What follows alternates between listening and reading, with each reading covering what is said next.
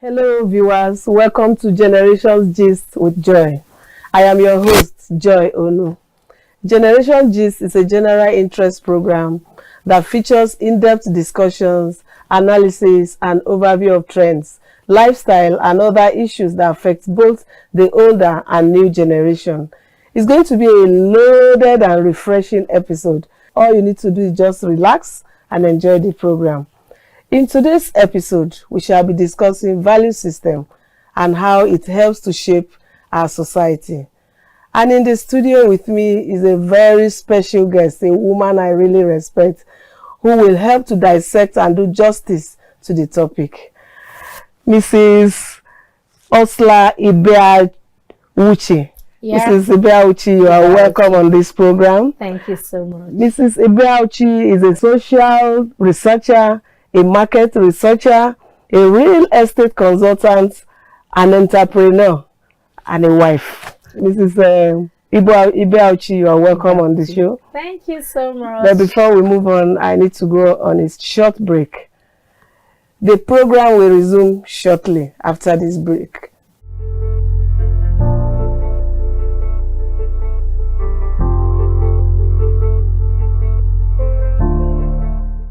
Before we went on break, we were going to discuss value system. Yeah, value system is a set of consistent value used for the purpose of ethical or ideological integrity of a people or a society. In other words, it is a collection of individual or societal values that are prioritized from top to bottom. Value system is also said to be a set of beliefs, values, norms that a group of people or a society shares to regulating their behavior. Understanding value system, of course, of a people from different culture is very key to effective communication that can arise from cultural misunderstanding. And several research have shown that different generations play a very significant role in shaping the attitude of its member. However, I want to know what attitude, what value, what norms that are prevalent for individual generation and how they have impacted and shaped our present generation and society as a whole. Mrs. Ursula, you are welcome once again. Thank you so much. In much. your own word, what do you think or understand as value system? And do you think it's really still in existence? Is it still practiced in our society of today? Okay, thank you so much for that question. So I would actually say that value system, okay, just like you said, is a set of principles here, beliefs and values that actually shapes an individual or society's behavior, decision making, and interactions. Yes, and I would say, as it is for now, yeah, we still have. I mean, I can actually say that we still have a bit of value system within us. Now, let's look at the behavior. Okay, so how does it influence behavior now? Now, let me tell you, I'm from the older generation. We're not that old, you know, but I would rather say, while growing up, there's some certain things I would do, okay? And once I know that my mom is coming, what do? Quickly, I would have to do and mend my ways. But this generation, I tell you, it is not like that. It is not that way.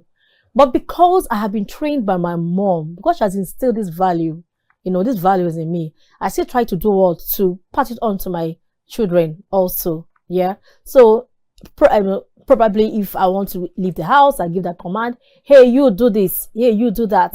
And then I go out. And by the time I come back, those things are still like that. Honestly, I don't get happy. But guess what? I don't even get to beat them like how I received my own beatings then. I dare not, you understand? But I would say again that, with the help of parents, why not? We can still correct these behaviors. And looking at value system again, I would want to say that there's a set of norms, okay, that are being set by, the society, the family group, and all that. If we do not guide this, this new generation, so to say, I think we'll call them the Gen Zs or what, I tell you that they would definitely derail. I don't know if you understand what I'm talking about. Yes. Okay, so those days, the substantive programs, I can't actually sit to watch with my parents. You understand? But these days, you find out that you're watching, a program, and then you expect your children to walk, as in go to the room. But no, they'll be there, not until when you shout, hey, you, go to the room. This is not meant for you. This is not your time. You have your own time. You understand? So, I mean, there's so many, there's sets of values we can look at, and we can keep, talking. But what I also know is that it encourages, behavior. It encourages personal growth. There's some values, okay, that I would give it to this generation now. Okay. Yeah. So when it comes to, giving themselves that self-development, they want to get better than their parents. They want to, to achieve that thing that their parents did not achieve.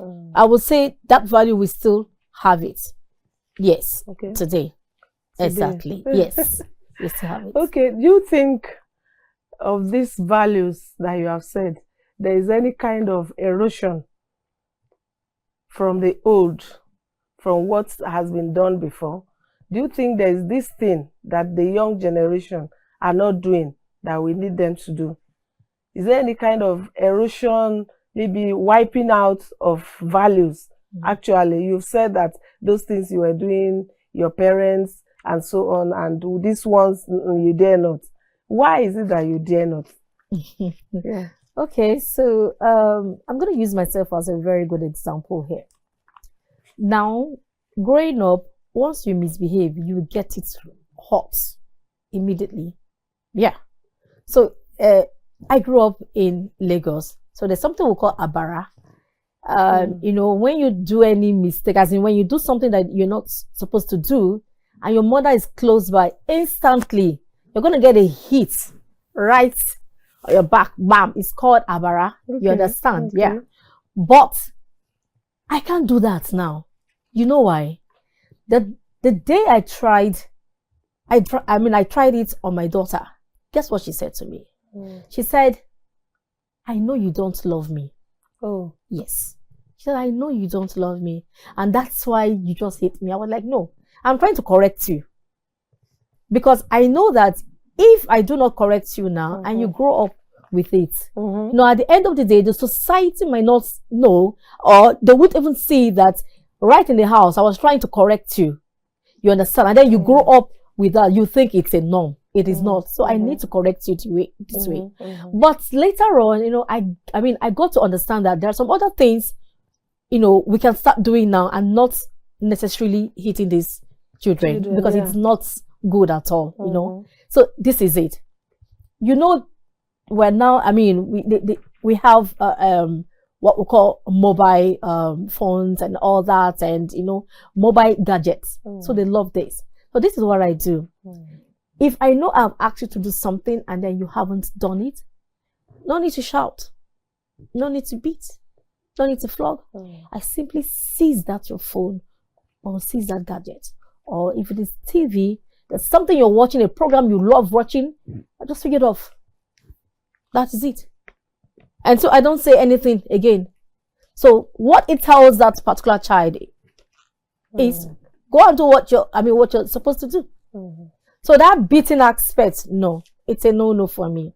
Yeah. But rather I stop. I do not allow them get that thing that they want, they love at that particular time. Okay. Yeah. What do you actually think is responsible for all these things? You know, like you said, she said, you don't love me anymore. You know, to me, like emotional blackmail, kind of. Yeah, that's what it looks like to people of our generation, like emotional blackmail. You know, what do you think is responsible for that kind of, you know, is this era that we have this mental health? I don't joke with my mental health. I don't joke with this one, and you don't love me anymore, and all those things. What's responsible for all those new norms? Is it new norms now? Or what's happening right now? New norms, you know, I think is you know, exposure to social media. I should think, I should think so. It is. Not I should think so, it is what it is. Okay, so back in between 1998 to 2001 that I was in school. Of course, there was nothing like cell phone. There was nothing like mobile phone. No phone. Not until I finished, until I graduated. You understand? So I wasn't exposed to, you know, some certain things I shouldn't be seeing. Yeah. But right now, they're exposed to this at the fingertips. Even if you go put off the television or there's no light or you don't on the gen for them, as long as their mobile phone is powered and they have data, whatever they want to watch, they see.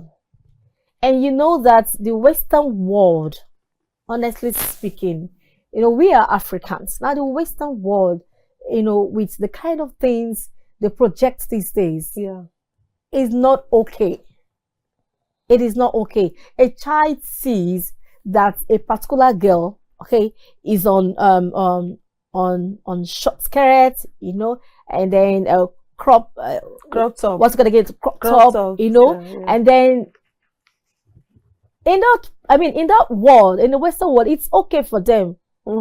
Fine. But us here, you know, it is not okay. So, but the child sees it. This girl is my age mate. So if she can dress like this, why can't I dress like this? Well, that is what she has seen. That is what she has read. That is what, you know, has popped up on her phone. So, but funny enough, there's nothing, I'm sorry, but there's nothing we can do about that right now. As long as there's social media, as long as, you know, they have their gadgets, you know, keep going on. The only thing that we can do is for you to try and guide these children. Guide them, let them know what is wrong from what is right. That is it. Yeah. Okay, yeah, like during our own time and the generation before us, you know, I think we have about 4 generations living now. I think we have about 4 generations living right now. We have the millennial, not even the millennial. I think we have some of the older generation are alive. Some of we have the boomer. Okay. We have the X. I think you and I belong to that X. I think we have the millennial and the Gen Z. The Gen Zs. And the alphas. Alpha. The alphas are not like active no, right now. That's still growing up. Yeah. Is there a clash of value system from the old generation and this generation? Okay, I would say exposure. Why? So the older generation, I mean, when we look at them, they were not exposed to some certain things. Okay. Let me give you, for example. Okay, so right now, a child is done with school, and you know, he has passed his WAEC, his JAM, and he knows he's ready to go to school. Do you know that that child can actually secure, you know, scholarship for himself or herself? Okay. Yeah, and this is what we did not do then, and this is what some, you know, even older generations did not do. But you just be amazed that, oh, okay, one day they'll come. As a matter of fact, I have a friend. I have a family friend. Okay, who on her own got admission without the mom knowing, and what she did was an online education. Oh, really? Yes, she did. So she went on air, she searched, and then she got that scholarship for herself. And she started school. So, you know, the mom thought she wasn't ready to go to school. She just wanted to surprise her mom. And once she graduates, she'll tell her mom. But because the mom kept on disturbing her, and then, you know, one day she just had to give in that, I'm actually, you know, going to school online. And mom was so surprised. So surprised. Okay. Yeah. I don't think would you have done this, you know, some during our years time? back? No, not at all. Anyway, Ursula, Yeah. just in a moment we'll go for a short break and we'll be back after this break.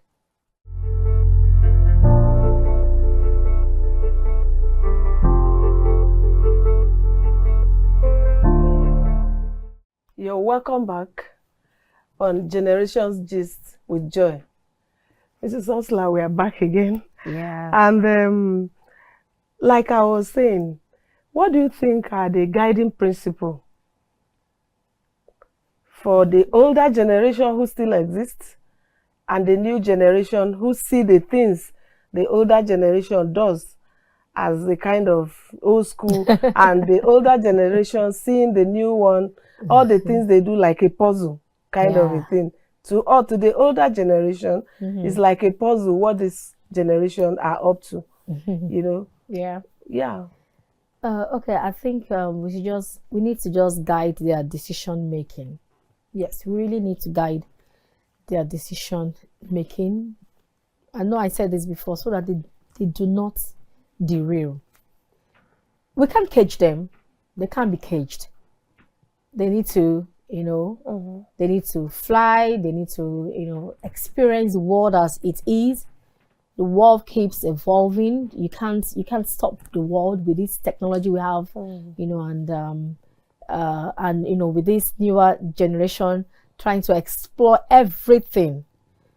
So the only thing I would say is guide them, guide their decision, guide them. Let find out what they want to do or what they are doing at a particular time.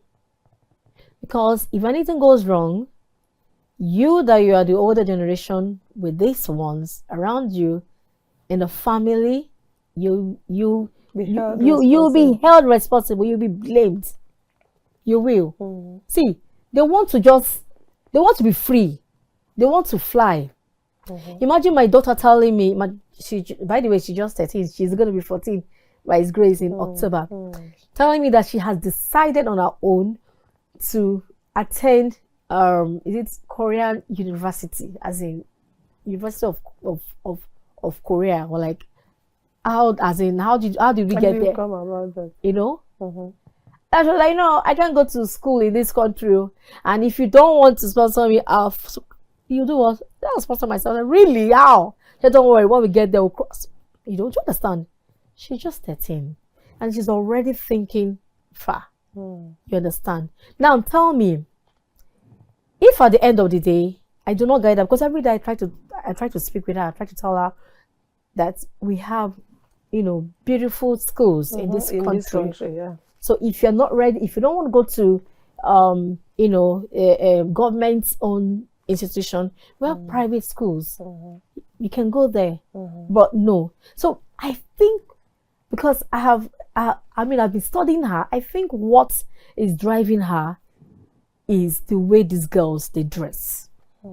Because, you know, I checked her phone. In fact, her wallpaper comprises of a particular dance group, you know, teenagers and all that. So to her, she feels that is how they are, you know, all of them there, you know. So she wants to probably, you know, go to the school, you know, dress like these people, be like them, and all that, with the kind of, you know, crazy. I don't want to even go there, seriously. So we need to guide these children, tell them that what they are seeing, some of them are just what, illusion. It is not what they think it is. Exactly. It is not what they think it is. Okay, now I'm also thinking, what do you think should actually be done? You know, the older generation, for effective relationship and communication. You know, so because like I said earlier, I said we see them like a puzzle. It's something we cannot unravel. We are trying to unravel what they are up to, you know, in everything that is happening right now. I remember a guy was telling me, I came to the shop to buy something. He was discussing with someone and like, I can't marry any of these girls. They are not, it's not like they are bad. I asked him, how old are you? And what's keeping you till now? And he said he's 30 something, that they don't even have time for you.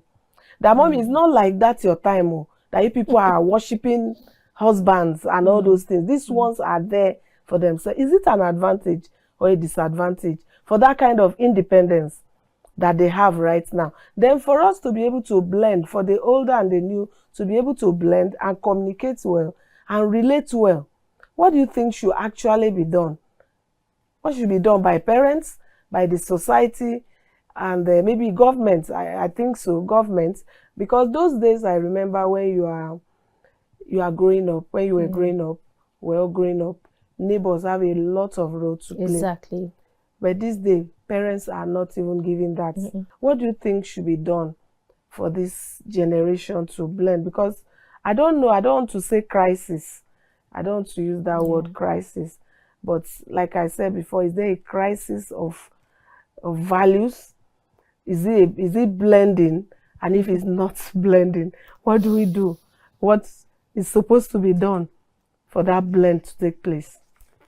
Okay, so I know that our value system, one of the things, you know, it should do is to foster community, you know, community living and all that. And of course, yes, growing up, in fact, not just from my own side, but seeing my mom with her siblings, and then, you know, with the people around then. So if anything goes wrong, so it takes a community to correct whatever goes wrong then. With the child, You understand, with a particular child. But just like you said, no more. It doesn't happen again. You know why? Now, we have even the new generation parents, let me even call it that way. Yes, which I have refused to join that particular band. I don't want to. So once you touch the child, they will remind you of how they've carried this child for 9 months and how they've gone through the pains of labor of giving, you know, birth to that particular child. And they've forgotten that one person cannot train a child alone.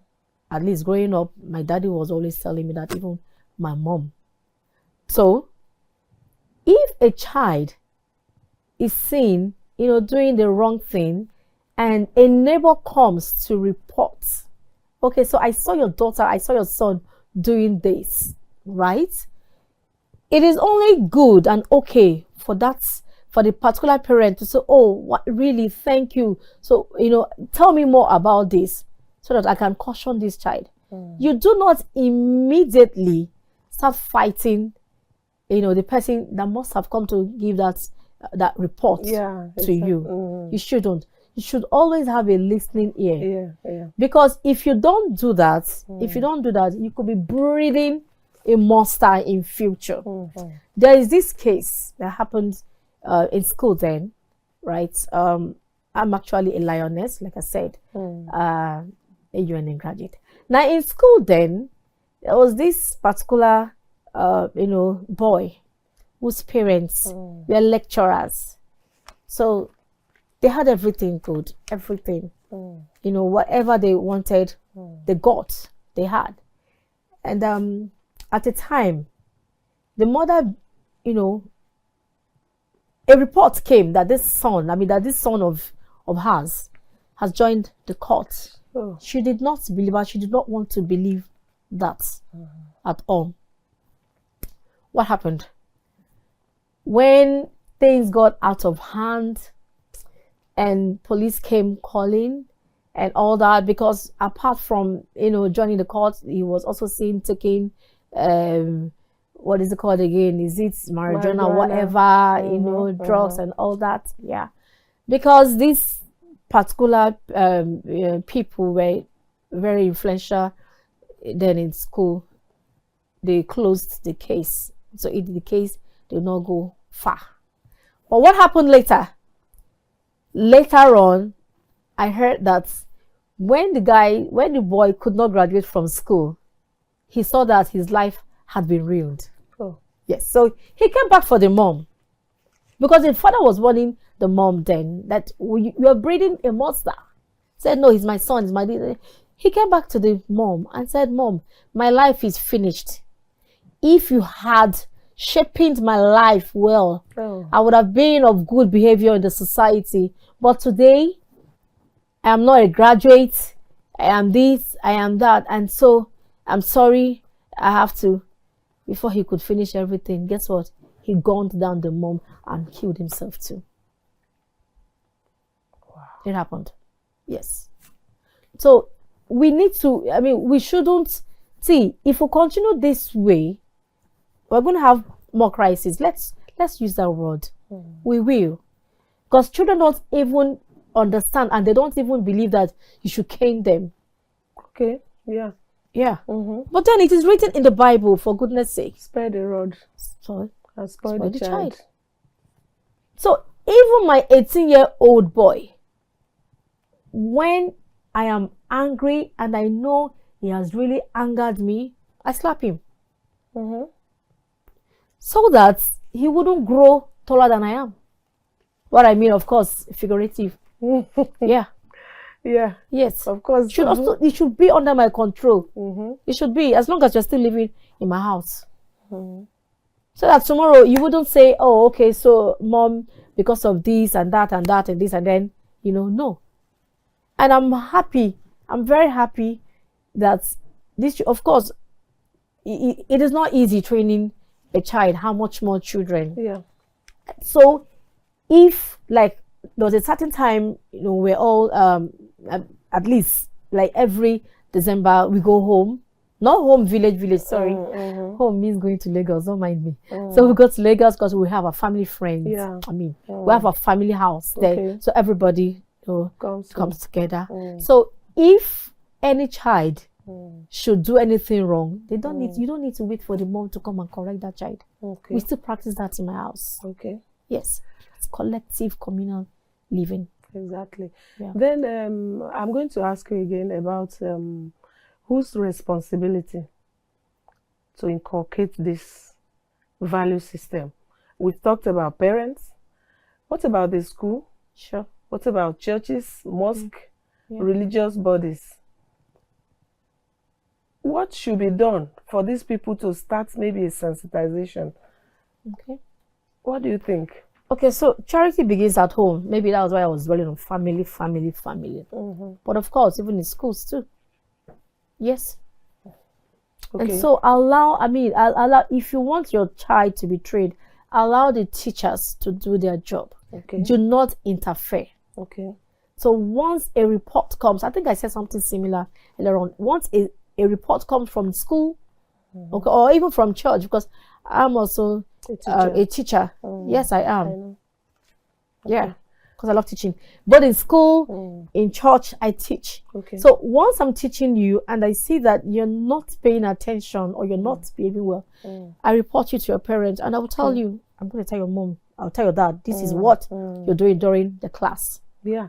Yes. Then how do we revive, very briefly, how do we revive the value system for the general good of the society, especially in Nigeria right now, Africa?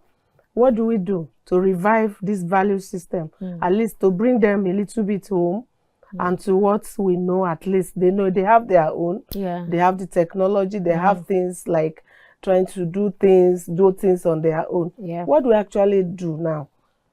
Is it the government, like you have said, or to revive this value system for the betterment of this society? Honestly. Yes. We need it because everything, crime, everything is going on the increase. It's really rising. A lot of crisis here and there. So that's why I said this program will be very key.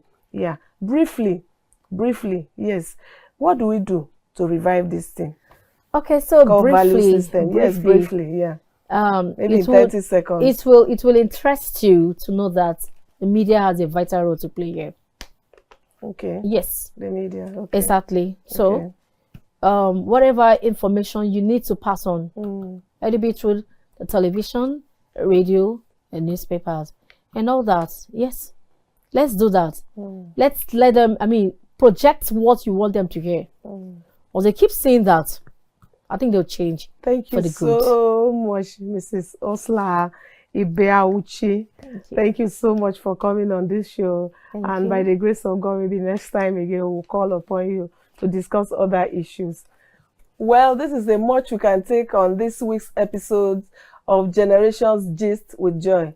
But before we go, don't forget that you can always be a part of this program by following us on all our social media platforms.